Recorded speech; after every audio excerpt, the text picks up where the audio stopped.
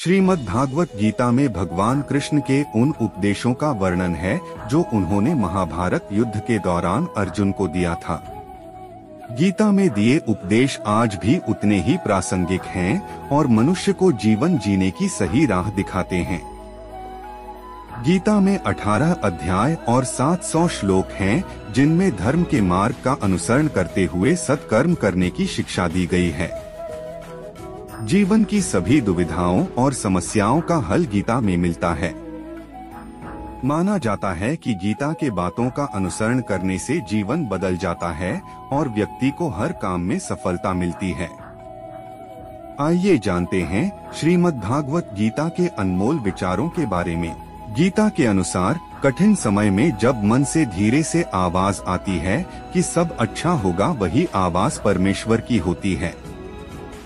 इसलिए कितना भी मुश्किल समय क्यों ना हो, हमेशा धैर्य से काम ले, क्योंकि इस समय ईश्वर आपके साथ ही होता है। गीता में श्री कृष्ण कहते हैं कि बढ़ती आयु हर व्यक्ति को इस बात का एहसास कराती है कि उसे किन चीजों को महत्व देना चाहिए और किन्हें नहीं। एक समय के बाद मनुष्य को एहसास होता है कि उसने व्यर्थ ही उन लोगों को महत्व दिया जिनका उनके जीवन में कोई योगदान था ही नहीं।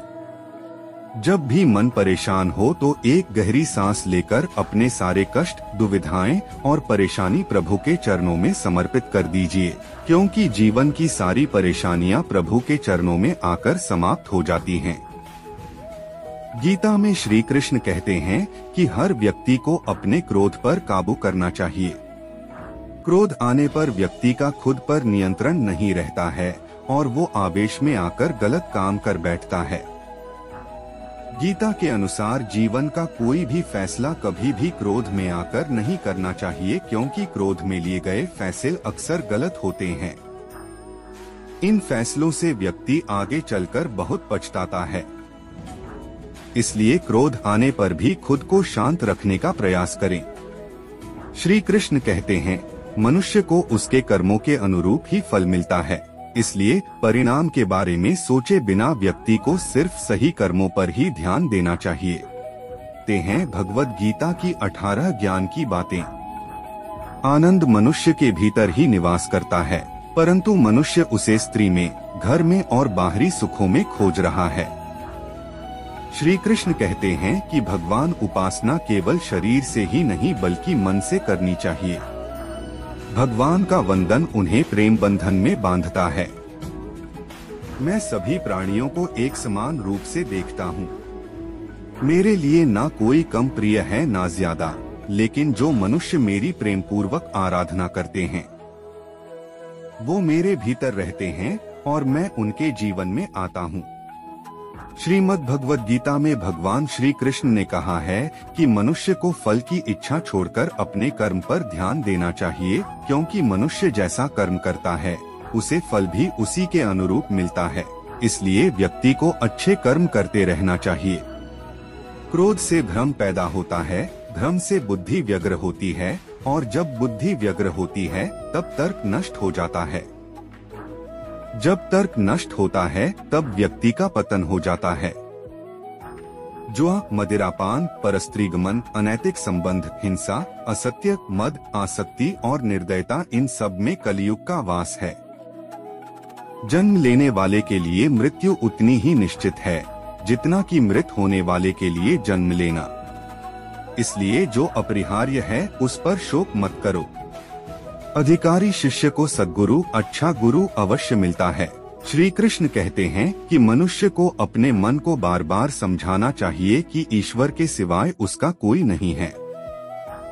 साथ ही यह विचार करना चाहिए कि उसका कोई नहीं है, साथ ही वह किसी का नहीं है। श्री कृष्ण कहते हैं कि सत्संग ईश्वर की कृपा से मिलता है, परंतु कुसंगति में पड़ना मनुष्य के अपने ही हाथों में है। लोभ और ममता, किसी से अधिक लगाव पाप के माता पिता हैं। साथ ही लोभ पाप का बाप है। मनुष्य को अपने मन और बुद्धि पर विश्वास नहीं करना चाहिए, क्योंकि ये बार बार मनुष्य को दगा देते हैं। खुद को निर्दोष मानना बहुत बड़ा दोष है। यदि पति पत्नी को पवित्र जीवन बिताएं, तो भगवान पुत्र के रूप में उनके घर आने की इच्छा रखते हैं।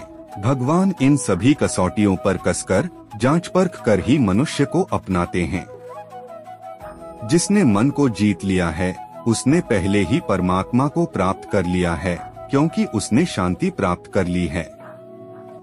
ऐसे मनुष्य के लिए सुख दुख, सर्दी गर्मी और मान अपमान एक से है।